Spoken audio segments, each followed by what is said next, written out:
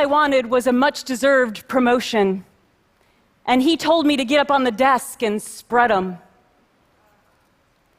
All the men in my office wrote down on a piece of paper the sexual favors that I could do for them. All I had asked for was an office with a window. I asked for his advice about how I could get a bill out of committee. He asked me if I brought my knee pads.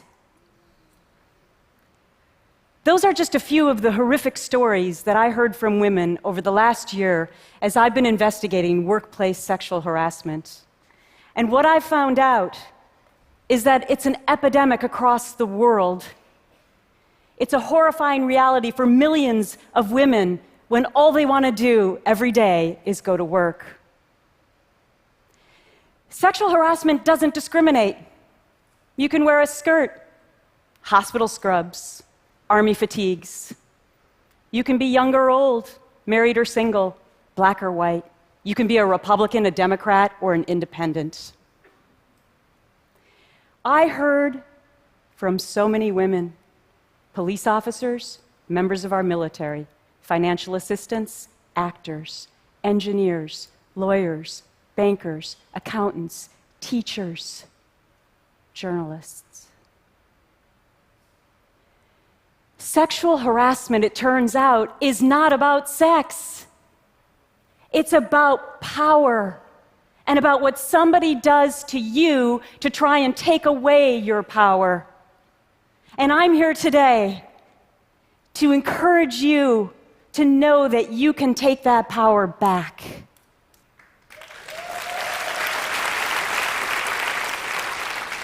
On July 6, 2016, I jumped off a cliff all by myself. It was the scariest moment of my life, an excruciating choice to make. I fell into an abyss all alone, not knowing what would be below. But then something miraculous started to happen. Thousands of women started reaching out to me to share their own stories of pain and agony and shame. They told me that I became their voice. They were voiceless. And suddenly I realized that even in the 21st century, every woman still has a story. Like Joyce, a flight attendant supervisor whose boss in meetings every day would tell her about the porn that he'd watched the night before while drawing penises on his notepad. She went to complain. She was called crazy and fired. Like Joanne, Wall Street banker, her male colleagues would call her that vile C word every day.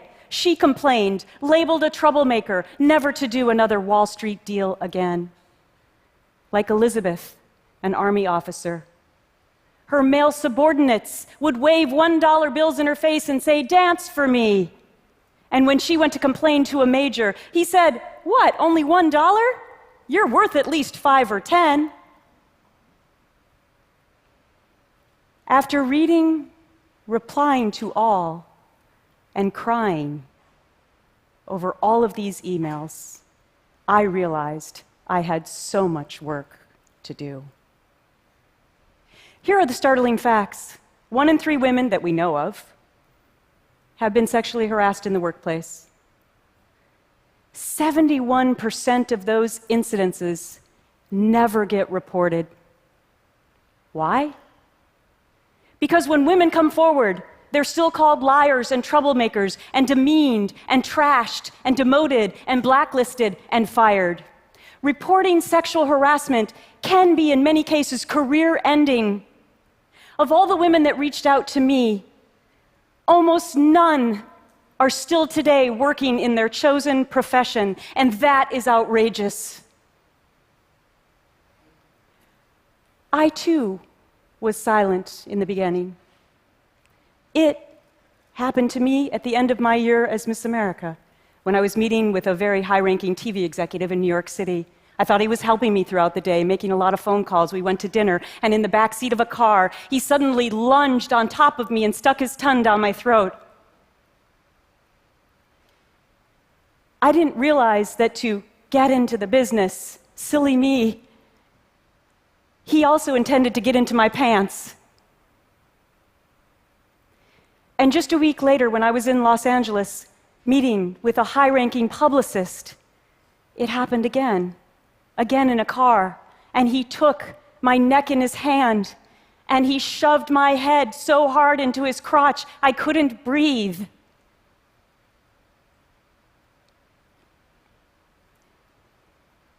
These are the events that suck the life out of all of your self-confidence.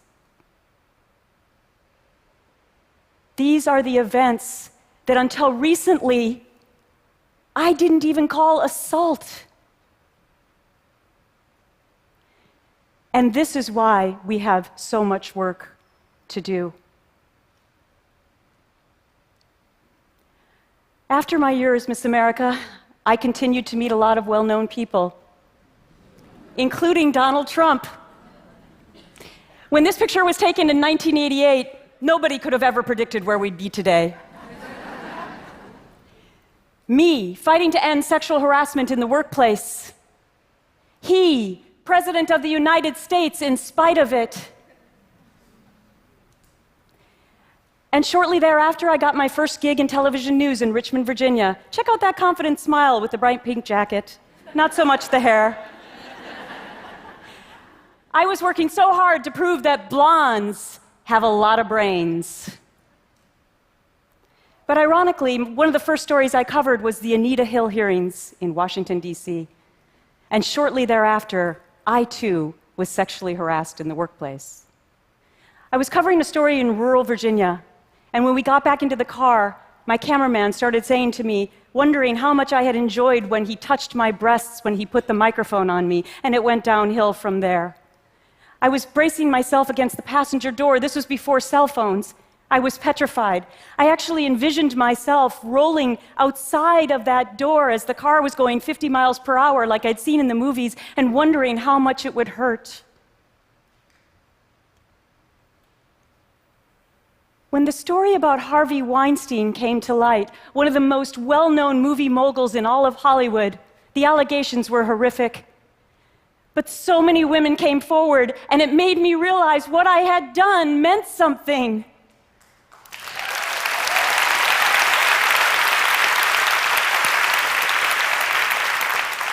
He had such a lame excuse.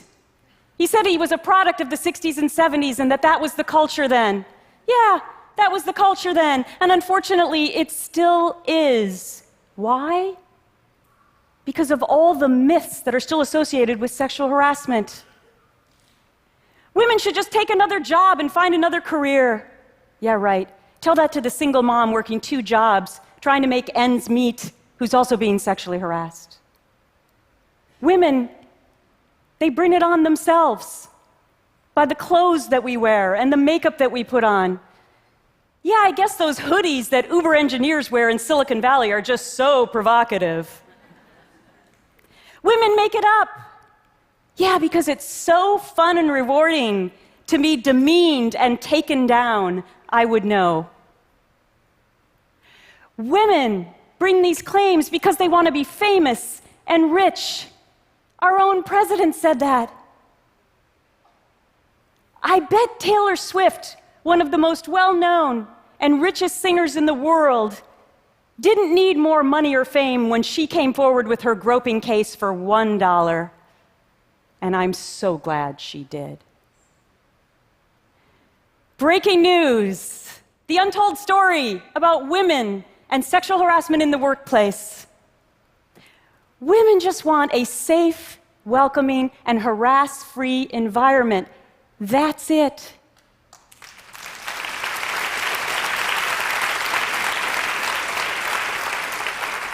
So how do we go about getting our power back? I have 3 solutions. Number 1, we need to turn bystanders and enablers into allies. 98% of United States corporations right now have sexual harassment training policies. 70% have prevention programs. But still, overwhelmingly, bystanders and witnesses don't come forward. In 2016, the Harvard Business Review called it the Bystander Effect. And yet, remember 9/11. Millions of times we've heard, if you see something, say something. Imagine how impactful that would be if we carried that through to bystanders in the workplace regarding sexual harassment. To recognize and interrupt these incidences, to confront the perpetrators to their face, to help and protect the victims. This is my shout out to men. We need you in this fight. And to women too, enablers, to allies. Number 2, change the laws. How many of you out there know whether or not you have a forced arbitration clause in your employment contract? Not a lot of hands, and if you don't know, you should, and here's why. Time magazine calls it right there on the screen, the teeny tiny little print in contracts that keeps sexual harassment claims unheard. Here's what it is. Forced arbitration takes away your 7th Amendment right to an open jury process. It's secret. You don't get the same witnesses or depositions. In many cases, the company picks the arbitrator for you. There are no appeals, and only 20% of the time does the employee win. But again, it's secret, so nobody ever knows what happened to you. This is why I've been working so diligently on Capitol Hill in Washington, D.C. to change the laws, and here's what I tell the senators. Sexual harassment is apolitical. Before somebody harasses you, they don't ask you if you're a Republican or Democrat first. They just do it, and this is why we should all care. Number 3, be fierce. It starts when we stand tall, and we build that self-confidence, and we stand up and we speak up and we tell the world what happened to us. I know it's scary, but let's do it for our kids. Let's stop this for the next generations. I know that I did it for my children. They were paramount in my decision-making about whether or not I would come forward. My beautiful children, my 12-year-old son, Christian, my 14-year-old daughter, Kaya. And boy, did I underestimate them. The first day of school last year happened to be the day my resolution was announced, and I was so anxious about what they would face. And my daughter came home from school, and she said, "Mommy, so many people asked me what happened to you over the summer." And then she looked at me in the eyes, and she said, "And Mommy, I was so proud to say that you were my mom." And 2 weeks later, when she finally found the courage to stand up to 2 kids who'd been making her life miserable, she came home to me and she said, "Mommy, I found the courage to do it because I saw you do it."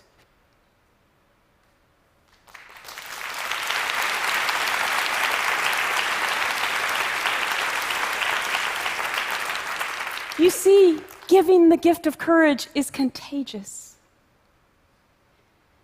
And I hope that my journey has inspired you, because right now it's the tipping point. We are watching history happen. More and more women are coming forward and saying, enough is enough.